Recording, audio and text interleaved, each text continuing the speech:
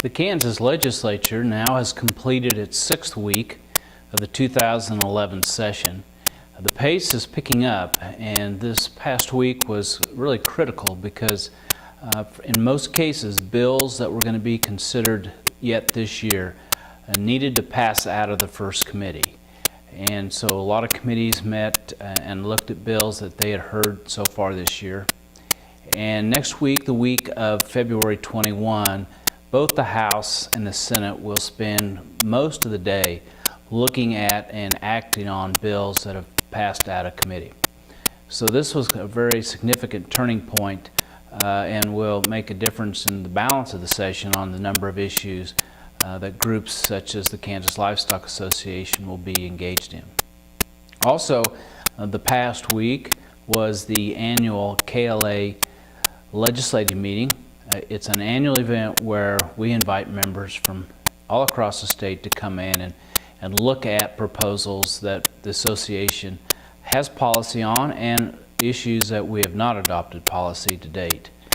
And there were about 30 bills that they discussed. There was considerable discussion about what's coming and what's ahead for policy, state policy in regards to immigration.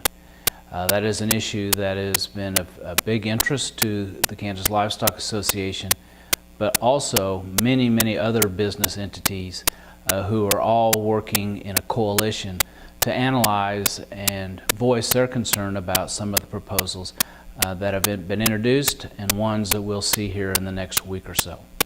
The members that were in town spent considerable time also talking about an executive reorganization order affecting 2 ag agencies, and also about a state ethanol incentive program.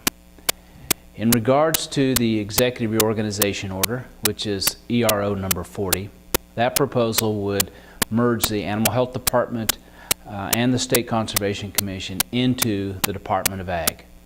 Now, the Kansas Livestock Association has had a long historic policy and belief that it's best for the livestock industry to have an animal health agency as a standalone agency. And the policy, KLA policy, reflects that. But members also looked at the proposal from the executive reorganization order and noted that many of the concerns that the association have expressed in the past have been addressed in that order, and at this point have taken the position that if this is going to go forward by the legislature, that this may be the best vehicle and the best approach to do it. Also, there is a state incentive program that provides some help for ethanol producers in the state. That proposal, or that program rather, is set to expire this year. There is a bill that would extend it to 2018, and after members considered that proposal and looked at existing KLA policy, which advocates that renewable energy industry move towards a market-based approach, did take action, followed by the KLA board action, to oppose that bill, which is House Bill 2122. We'll have much more to report next week after the House and Senate take up many of these proposals.